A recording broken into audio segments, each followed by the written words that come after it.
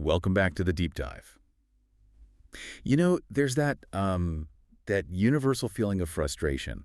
A new initiative launches, there's all this fanfare, clear goals, really the best intentions. Oh, yeah. Could be a new city rule, a curriculum, a big national program. Everyone agrees something needs to be done. Right. There's broad agreement at the start. But then you fast forward, say, 5 years, and the policy that was supposed to fix things has, well, it's morphed into this expensive, complex, bureaucratic machine. And it needs constant maintenance. Exactly. And the original problem, it's still there. Yeah. Maybe. Maybe it's even a little bit worse. Mm-hmm. So today we're doing a deep dive into a stack of policy analysis. And our goal here, it's not to argue about the politics or the values or even the outcomes. Right. Our mission is to give you a powerful mental framework, a way of noticing the mechanics of what's called systemic drift. Those quiet turning points. Yeah, the moments when things just start to feel fundamentally off. We want you to be able to spot these warning signs way before a system completely breaks down. And that idea of recognition, that's absolutely central, is why this source material is so valuable. We tend to think that big systemic failures happen because people are disagreeing about, deep moral issues or politics. Sure, that's the assumption. But by the time you have real policy drift, people often aren't even disagreeing about the values anymore. So what are they disagreeing about? They're disagreeing about what they think they are seeing in the results. Oh. So the first step isn't persuasion, it's calibration. It's about recognizing these really predictable negative patterns that signal an initiative is just running on its own inertia, not doing what it was meant to do. And you're looking for a specific signature here. A very specific, unsettling signature. The program costs way more than planned. It needs far more aggressive enforcement than anyone ever thought. Yeah. It grows this whole support industry just to keep the wheels turning. And the most important part. And yet the original problem is still there. Okay, let's unpack that familiar trap, because I think everyone listening has seen this happen. A policy kicks off with, broad, enthusiastic agreement, and then the symptoms appear. Costs balloon. The enforcement expands. A whole layer of bureaucracy just sprouts up around it. Mm-hmm. But we're still staring at the same old problem. Right. And what's the next step? What's the common, almost reflexive response when that happens? Well, you nailed it in the source material. Yeah. The knee-jerk reaction is always, well, I suppose we just haven't been tough enough yet. Exactly. Instead of pausing and looking at the structure or the mechanism, we just decide to double down. That phrase, that demand to get tougher, that is a massive, flashing warning sign. Okay. And it's critical to get this. Those early signals, the rising costs, the high enforcement numbers, they don't automatically prove a policy is wrong, not in and of itself. But when you see several of them all showing up together, that's not the time for more action.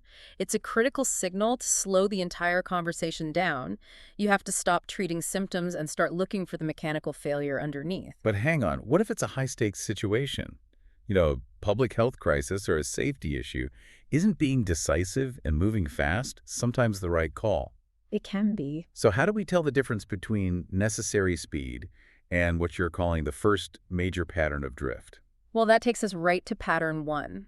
When urgency crowds out curiosity. Okay. Think about the start of a project. There's energy, there's intellectual curiosity. People are asking, what's actually happening on the ground? Who are the specific groups affected? What happened last time we tried something like this? Exactly. These are learning questions. But as systemic drift takes hold, those questions just what? They quietly vanish. And they get replaced with what? They get replaced by declarations. Declarations about speed, about political reputation. We need to act now. We can't afford to wait. The whole conversation shifts from data collection to just deadlines. And this is where it gets really important for you, the listener, because the consequence of that shift from curiosity to urgency is a massive policy blind spot. A huge one. If everything is a crisis that needs immediate action, then any feedback that suggests the policy isn't working, or even just needs a small tweak, it becomes politically inconvenient. And it gets thrown out. Right. You stop learning. Because learning means slowing down, reflecting, maybe admitting the initial design was a little flawed. And who has time for that when the clock is ticking? And that fear of slowing down, it feeds directly into the second pattern, which is all about perception warping reality. Which is when visibility gets mistaken for growth. Yes, we see this all the time. Say a local government launches a new online portal to report something like code violations. Okay, makes sense. Suddenly, that activity is so much easier to see. Headlines multiply. Examples are all over social media. Everyone's talking about this explosion of code violation. The analysis reminds us, what if the problem hasn't actually exploded? What if we just dramatically improved our ability to see it? That is the danger. Visibility is then treated as absolute proof that the problem is growing, even when the actual underlying data might show, a tiny change, or maybe even a decrease, So policy stops reacting to what's statistically important. and starts reacting entirely to what's loudest. And if you react to the noise, you institutionalize the noise. So if visibility isn't growth, how do you stop that knee-jerk policy reaction? You have to force the inclusion of comparative data. If you roll out a new reporting system, you have to track metrics that are independent of it. For example, Well, if online complaints go through the roof, but hospital admissions related to the issue or police reports or whatever that independent metric is, if they stay flat. then you know you're dealing with visibility bias, not real growth, Precisely. And that loudness bias connects perfectly to the third pattern. which is when edge cases take over the conversation. Yeah. We're talking about those few extreme, shocking, really memorable examples, the ones that, frankly, make for great media coverage. Right. But the analysis reminds us that these outliers are almost never representative of the typical situation. This feels like when a policy is designed by anecdote. You have a huge, complex environmental rule for an entire region, but 90% of the complexity and the cost is there to mitigate one single, highly toxic but extremely rare accident that happened once 20 years ago. That's it, exactly. That's the mechanism. The system now works perfectly for that 1% scenario. But it's cripplingly expensive and clunky for the other 99% of businesses or people. And policy starts getting shaped around not looking weak in response to those terrifying, extreme one-off cases. The focus shifts from designing an effective, scalable system for the majority. This is when design gives way to optics. It's the precise moment. The system now exists primarily to signal political strength or moral conviction, not to produce sustainable outcomes for the average person. And that desire to signal strength, especially for those edge cases, that leads us right into pattern 4, when punishment becomes the obvious answer. I find this one fascinating because it feels like the path of least resistance. It is, and it's usually not because some rigorous analysis showed enforcement is the best tool. It's because punishment looks decisive. It feels serious. It feels like you're drawing a line. It satisfies the demand for visible action. It's a shortcut to demonstrating seriousness. But once you make punishment the main lever in your system, the sources show this very predictable cascade of consequences. It doesn't matter how good your intentions were. Okay, what are they? First, behavior just shifts. It doesn't stop. People adapt. Second, risk concentrates in new, less regulated places. Third, enforcement has to expand to chase that shifting behavior. And fourth, costs just creep up everywhere. It's just a mechanical result of applying uneven, high pressure to a system full of rational people. Speaking of creeping costs, let's look at the next pattern. This is sort of an administrative sleight of hand when the costs start appearing somewhere else. This is about departmental silos, really, and a little semantic trick. Okay, explain that. In the early discussions, the financial cost is usually kept inside the initiating department's budget. But later, those systemic expenses start popping up outside the silo where the decision was made. So you suddenly have huge costs landing in, say, the policing budget because of enforcement. Or longer court delays, higher healthcare spending to manage the fallout, overwhelmed social services. It's the difference between cost management and cost externalization. The people who voted for policy A aren't the ones paying for its consequences in departments B, C, and D. Exactly. And here's that semantic switch you mentioned. The discussion eventually stops talking about cost, which sounds avoidable, measurable, debatable, and starts talking about pressure. Which feels unavoidable. Universal, unavoidable, outside of anyone's control. It's a very clever way to normalize systemic failure. So you're saying the initial policy decision is making police budgets bleed money years later, and the original committee never has to answer for it. That's the fragmentation. That's precisely it. The system is no longer accountable for the full scope of its financial impact. And all of these patterns, from the death of curiosity to externalizing costs, they all culminate in what the sources say is maybe the single most important moment to notice, Which is the quiet turning point. okay. And this turning point is defined by a really subtle, almost invisible shift in the conversation. It moves from asking, is this working? Are we getting the results we want for the most people? asking. To asking, what message does this send if we change course? or slow down, or admit we were wrong. Wait a second, though. Messages matter a lot in public life, right? Especially for politicians or administrators who need public trust. Is it even possible for a system not to run on messaging?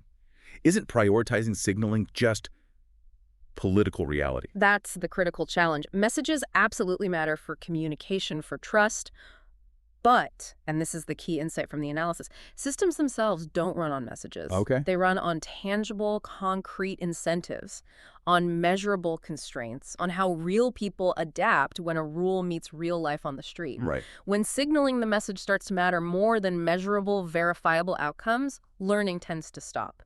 Dead in its tracks. You've officially completed the drift into pure optics. The system is now prioritizing its own survival over solving the problem. And that recognition, knowing when a system is protecting itself instead of performing, that's the superpower we want to give you. We've diagnosed the problem, but the good news is the actions are quiet. They are. They don't require arguing politics or demanding some huge agreement. They just require attention and clear framing.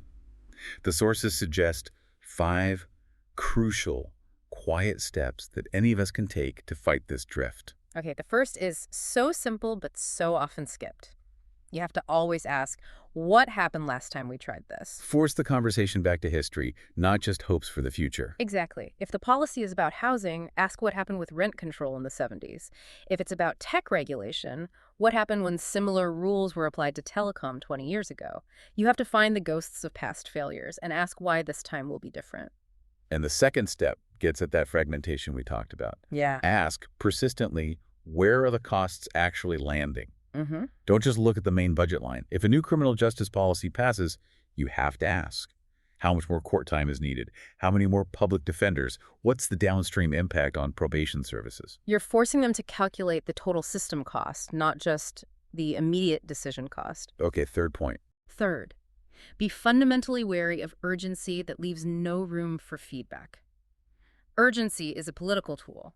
The only counter is to institutionalize feedback loops. You have to demand mandatory, time-bound reviews. Yes. A truly good policy welcomes a scheduled midpoint review. It's a chance to adjust or even end the policy without stigma. If it's supposedly so urgent that it can't tolerate a 6-month check-in, that is a huge red flag for drift. The fourth step is about clarity. We have to actively try to separate short-term noise from long-term drift. Yeah, this is a big one. Think of it this way. A single inflammatory headline, that's just noise.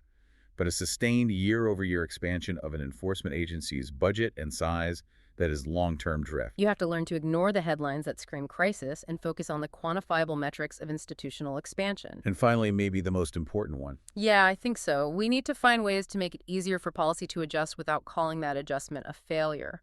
The institutional fear of admitting a mistake is probably the single biggest thing that locks us into disastrous paths. So we need new language. We need new language, Yeah. new political space where changing course is called optimization or scaling, not retreat or failure. A policy is a hypothesis. Good systems embrace testing and adjustment.